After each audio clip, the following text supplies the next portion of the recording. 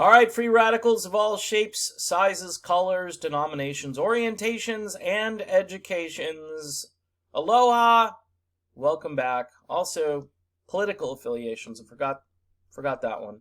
My name is Dave, and this is The Radical Independent, and maybe you are too if you're watching this particular channel. Democratic debate once again in peril as candidates threaten to boycott over union dispute. Now, remember when the Democratic Party was the party of the people? Remember that? Tulsi Gabbard, who about 2 weeks ago, even before any more qualifying polls were issued, by the way, no more qualifying polls were issued. So everybody got on her. A lot of her supporters even said, hey, I sent you money, and I expect you to be in the debate. Well, number one, she didn't officially make the debate. Number two, the debate was rigged against her because the Suffolk University poll was not counted. I think they did a rolling polling average in New Hampshire.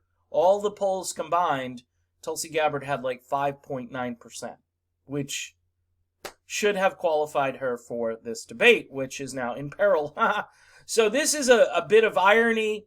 This is a bit of boomerang happening here, biting the butts of those who are these elite know-it-alls at the DNC who've just decided that the working class isn't important. As you will see, this is over a union dispute. Next week's Democratic debate is now in jeopardy. After all, 7 candidates slated to participate said they will refuse to take the stage over a labor strike at the proposed venue.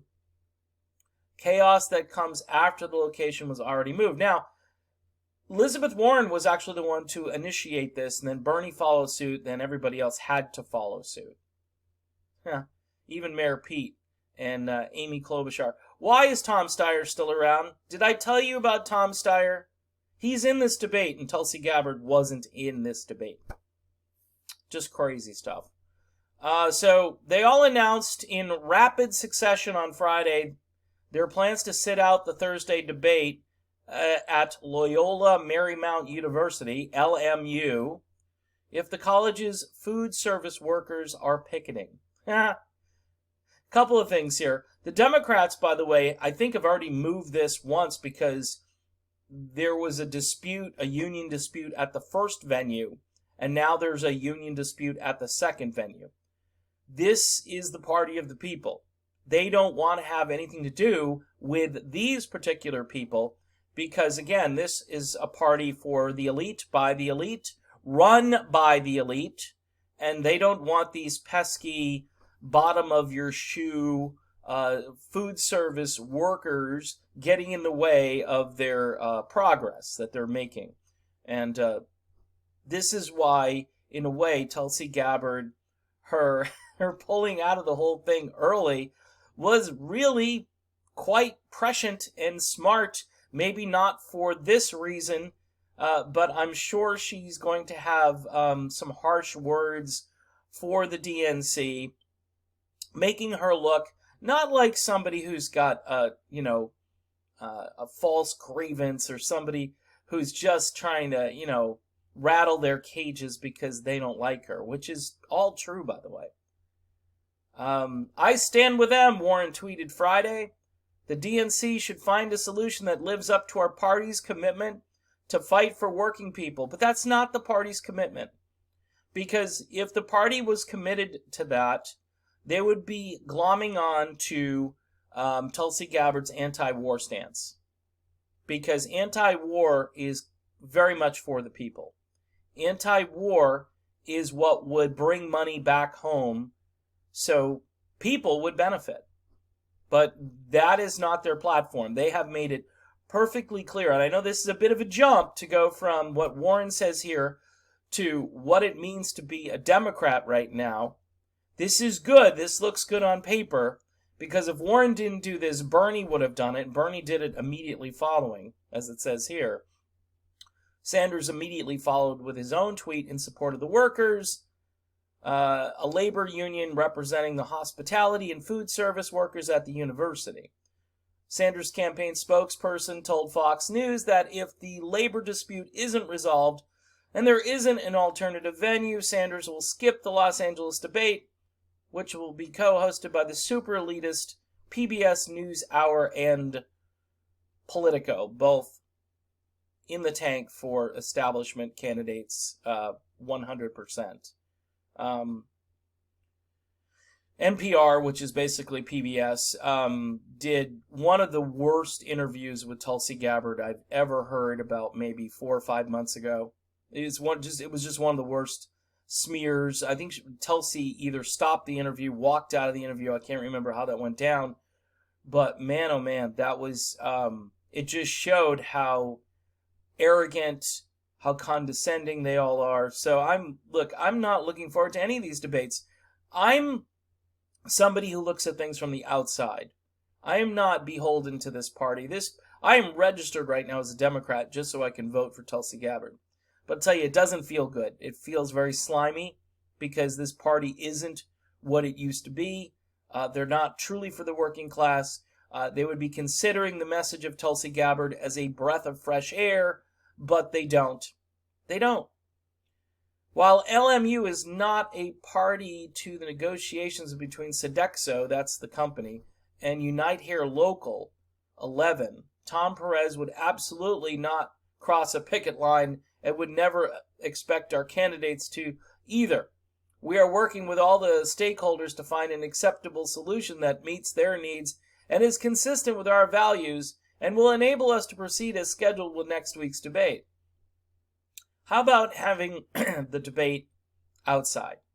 How about doing that? That would make sense, right? Have the debate outside and talk to these people. Have these people set these microphones up and have these people come up and ask questions to these candidates. I'd love to see Mayor Pete answer a question from one of these folks who, again, is just probably trying to earn a decent living. This is out in California, so the cost of living in California is just insane. And this is what's wrong with this party. This party isn't about the working class. And Tulsi Gabbard was very smart to get out of this before this happened, because the PR, the negative publicity that this is generating for the party, is making a lot of people think, maybe I should just switch over to the Green Party. Maybe none of these candidates really will represent our interests if the party leaders can't seem to figure this out and keep moving venues. I've heard that they want to just find another venue. That's what I've heard. Rather than dealing with this issue head on, if they find another venue, then the candidates won't have to cross the picket line. Just a horrible. I think the debate should be canceled altogether. It's the Christmas holiday season. No one is going to be watching this. Tulsi Gabbard isn't on the stage, and I'll tell you what, whether they like Tulsi or not, Tulsi brings them ratings because she's going to go after other candidates and call them out on stuff like this. Would you stand with these people? Oh yeah, I did back in my home state. No, you didn't. No, you didn't. You stood probably with, the big corporation that runs the show and these smaller companies that are just trying to make things right with their workers, these unions which are, drying up because everybody's trying to get rid of unions because at that point they don't have to pay anybody. They don't have to pay anybody. They don't have to give anybody any decent benefits. So that's what this is all about. This is a party really right now in complete disarray. And guess what? Conservative commentators are all over this because they know the party itself used to be the opposition party, and now they're kind of falling in line with whatever the Republican Party is doing, just they're doing it in a lighter way, and they're, using fluffy language to try to describe, their intent and so forth, but behind the scenes, they're proceeding just like all the other politicians in the country. And hence, this is why I've been saying for this entire election cycle thus far that we need a third way out of this. And it should have been invented in 2017. It should have started the day after Trump got elected rather than this impeachment nonsense, rather than the recounts, rather than the Russia gate, rather than the Ukraine gate. We need to build a political movement where independents, Democrats, Republicans, Greens, Libertarians can come together and defeat this, because there is a coalition. There is a coalition, the anti-establishment, us versus them coalition. It exists.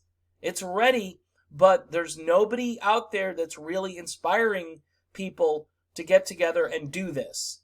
It's up to us, and I'm not an organizer, but it is up to us. I'm just somebody who has a little video channel who is shouting from maybe not the rooftops, but at least the second floor, just to say, hey, come on, this isn't working.